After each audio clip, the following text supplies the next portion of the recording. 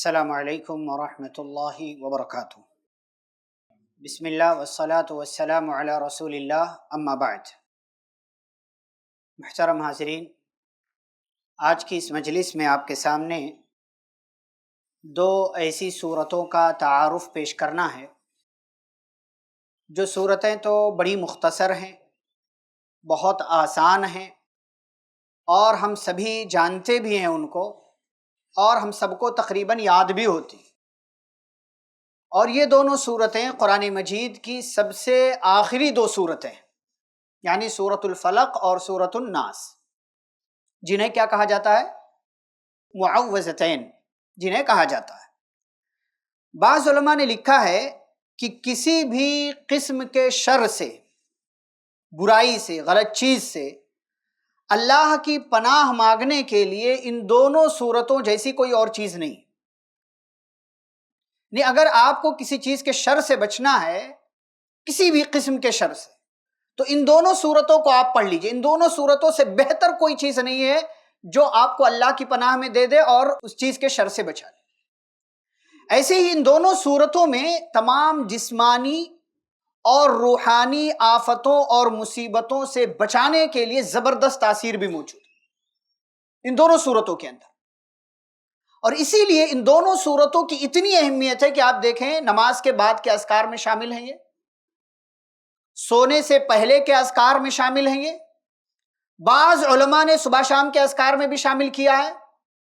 تو ان دونوں صورتوں کی اہمیت، اور آپ دیکھیں کہ یہ دونوں صورتیں نازل ہوئیں تو حضرت ابو سعید خدری رضی اللہ تعالیٰ عنہ کہتے ہیں، اور اما عائشہ رضی اللہ تعالیٰ عنہ بھی کہتی ہیں کہ پہلے پیارے نبی صلی اللہ علیہ وسلم مختلف چیزوں کے شر سے بچنے کے لیے مختلف دعائیں مانگا کرتے تھے، لیکن جب یہ دونوں صورتیں نازل ہو گئیں تو آپ صلی اللہ علیہ وسلم نے باقی دعائیں چھوڑ دیا اور انہی دونوں صورتوں کو لازم پکڑ لیا۔ یعنی آپ سوچیں کتنی الگ الگ دعائیں مانگتے رہے ہوں گے نبی صلی اللہ علیہ وسلم شر سے بچنے کے لیے، لیکن جب ان دونوں صورتوں کا نزول ہوا تو آپ صلی اللہ علیہ وسلم نے باقی سب چھوڑ دیا اور مختلف چیزوں کے شر سے بچنے کے لیے ان دونوں صورتوں کو آپ نے لازم پکڑ لیا۔ کیا ہے ان دونوں صورتوں میں؟ ہم لوگ دیکھتے ہیں۔ پہلی سورہ جو سورہ نمبر 113 ہے قرآن مجید کی، سورۃ الفلق، 5 آیتیں۔ اللہ کہتے قل اعوذ برب الفلق، آپ کہہ دیجئے میں صبح کے رب کی پناہ مانگتا ہوں۔ اب صبح کے رب کا تذکرہ کیوں کیا، اس پر غور کریں آپ۔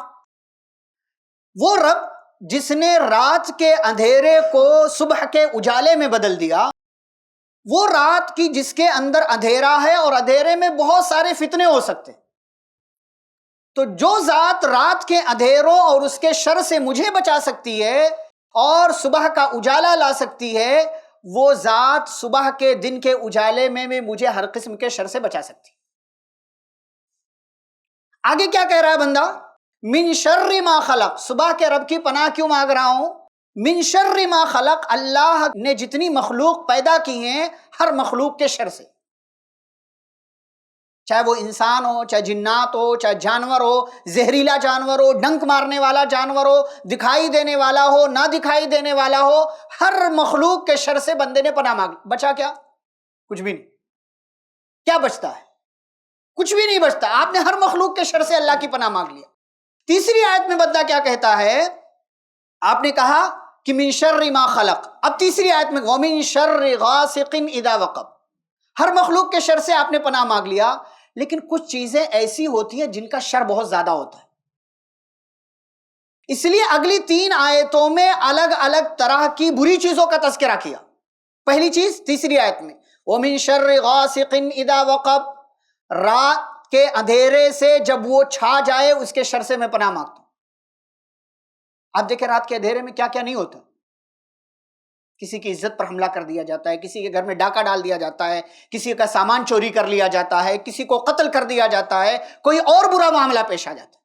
تو بہت خطرناک چیز ہے رات کا اندھیرا، اور وہ بھی گھوپ اندھیرا، اذا وقب، جب وہ چھا جائے تو بہت خطرناک چیز ہے، اس لیے الگ سے اس کے شر سے بچنے کے لیے اللہ کی پناہ مانگ۔ چوتھی آیت میں بندہ کیا کہتا ہے؟ وَمِن شَرِّ النَّفَّاثَاتِ فِي الْعُقَدِ، گروہوں میں، گٹھیوں میں پھونک مارنے والیوں کے شر سے، یعنی جادو سے۔ مختلف طرح کا عمل کر کے وہ اس میں کیا کرتے، گٹھی لگاتے ہیں، گرہ لگاتے ہیں، اس میں پھونکتے ہیں. تو یہ بہت، اس لیے اس سے کیا ہوتا ہے، انسان مر جاتا ہے. انسان اچھا خاصا صحت مند ہے، اس کی صحت ڈاؤن ہو جاتی. کتنی بڑی چیز ہے. اس لیے الگ سے اس کو مینشن کیا کہ اللہ میں جادو جیسے برے عمل سے تیری پناہ مانگتا ہوں. اگر کوئی مجھ پر جادو کر رہا ہے اور یہ ایسی چیز ہے نا جو نظر نہیں آتی. بندے کو جادو ہو جاتا ہے اور وہ کیا کرتا ہے، مختلف طرح کے علاج کروا رہا ہوتا ہے لیکن کوئی افاقہ نہیں ہوتا اس کو. تو کہا یہ دونوں صورتیں پڑھو، یہ دونوں صورتیں پڑھو، پڑھ کر کے دم کرو. 5ویں اور آخری آیت اس سورہ کی، وَمِن شَرِّ حَاسِدٍ إِذَا حَسَدَ، حسد کرنے والے کے شر سے. اتنا کہہ دیتا کافی تھا؟ نہیں کافی تھا. اذا حسد بھی کہا. حسد جلن ہر کسی کے دل میں آ سکتا ہے لیکن وہ اس کو اپلائی نہیں کرتا. حسد کس کو کہتے ہیں کہ فلاں بندے کی زندگی میں جو نعمتیں وہ چھن جائیں. ایک ہے بندے کے دل میں خیال آ رہا ہے، ارے یار مجھے اللہ نے نہیں دیا، اس کو دیا، کیوں دیا؟ اتنا خیال آئے تو برا نہیں، لیکن یہ بندہ تمنا کرنے لگ جائے کہ اس کے پاس جو ہے وہ ختم ہو جائے تو یہ برا ہے اور یہ بہت خطرناک. اس لیے کہ وَمِن شَرِّ حَاسِدٍ إِذَا حَسَد، جب حسد کرنے والا حسد کرنے لگ جائے تو اس کے شر سے اللہ میں تیری پناہ مانگتا ہوں. اب انسان کی زندگی میں یہی آس پاس ساری چیزیں ہوا کرتی ہیں، کچھ بچتا نہیں ہے. جو بچا وہ اللہ نے اگلی سورہ میں ذکر کر دیا، سورۃ الناس، آخری سورہ، 114 نمبر کی سورہ. قُلْ أَعُوذُ بِرَبِّ النَّاسِ، موٹی موٹی چیزیں سورۃ الفلق میں آ گئی. اب اس سورہ میں سب سے پہلے اللہ کی تعریف کر کہ آپ کہہ دیجئے میں لوگوں کے رب کی پناہ مانگتا ہوں. کون ہے لوگوں کا رب؟ ملک الناس، لوگوں کا بادشاہ ہے. الہ الناس، لوگوں کا معبود ہے. پتہ یہ چلا کہ آپ کی زندگی میں اگر نظر ہے، حسد ہے، جادو ہے، یہ سارے اعمال ہیں اور آپ اللہ کو سچا معبود نہیں مانتے اور اس کی عبادت نہیں کرتے، آپ دوسرے سارے کام کر لیں، آپ کی زندگی سے وہ چیز ختم ہونے والی نہیں. اسی نے کہا الہ الناس، لوگوں کا وہ معبود ہے. میں اس کی پناہ مانگ رہا ہوں کس چیز سے؟ من شر الوسواس الخناس، وسوسہ دلانے والے اور پیچھے ہٹ جانے والے کے شر سے. من میں آتا ہے، خیال ڈالتا رہتا ہے. اب یہ انسان بھی ہو سکتا ہے، شیطان بھی ہو سکتا ہے.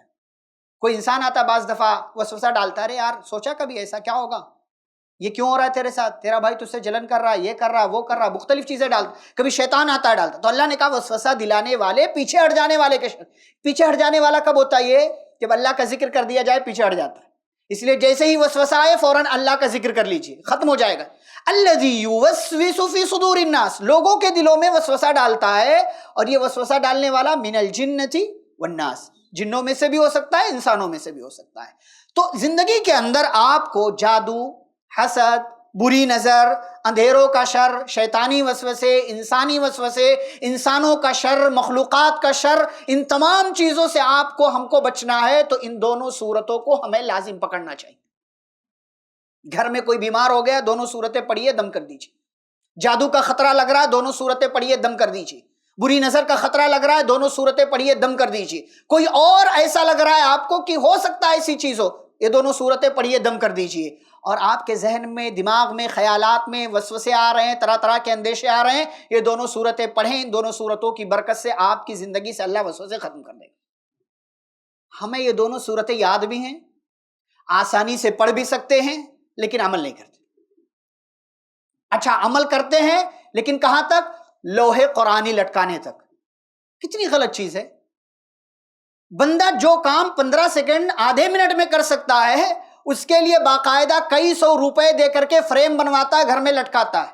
بدعت کا کام کر رہا، غلط کام کر رہا ہے. اگر یہی دونوں صورتیں وہ لٹکانے کے بجائے پڑھ لے، اتنی ساری چیزوں سے وہ بچ جائے گا، غلط چیزوں سے بچ جائے گا، بدعت پر عمل کرنے سے بچ جائے گا، اور جو اس کی زندگی میں شر آ رہا ہے اس شر سے بچ جائے گا. اور اس کا نام ہی معوذتین ہے، تو اس دونوں صورتوں کی عظمت بتانے کے لیے اس کا نام ہی کافی ہے کہ وہ دونوں صورتیں جن کو پڑھ کر کے اللہ کی پناہ کا سوال کیا جاتا ہے. اس لیے ہمیں اپنی زندگی میں کسی بھی قسم کا اندیشہ ہے، کسی بھی قسم کا شر محسوس ہو رہا ہے، ان دونوں صورتوں کو پڑھیں، دم کریں. انشاءاللہ ان دونوں صورتوں کی برکت سے زندگی کے اندر آنے والی ہر قسم کی چیز کو اللہ آپ سے دور کر دے گا۔ اللہ سے دعا ہے اللہ ہم سبھی کو ان دونوں صورتوں کو اپنی زندگی کے اندر اپنی روٹین میں لازم پکڑنے کی توفیق عطا فرمائے، آمین۔ وصلی اللہ علی النبی الکریم، والسلام علیکم ورحمۃ اللہ وبرکاتہ۔ ایسے ہی فائدے مند اسلامک ویڈیوز دیکھنے اور منہج سلف پر کتاب و سنت کی تعلیمات کو عام کرنے میں ہمارا تعاون کریں، تاکہ آپ کے لیے ذریعہ نجات، جنت کے حصول کا سبب، ساتھ ہی مال میں برکت و اضافے کا ذریعہ بھی بنے، آمین۔ جزاک اللہ خیرن۔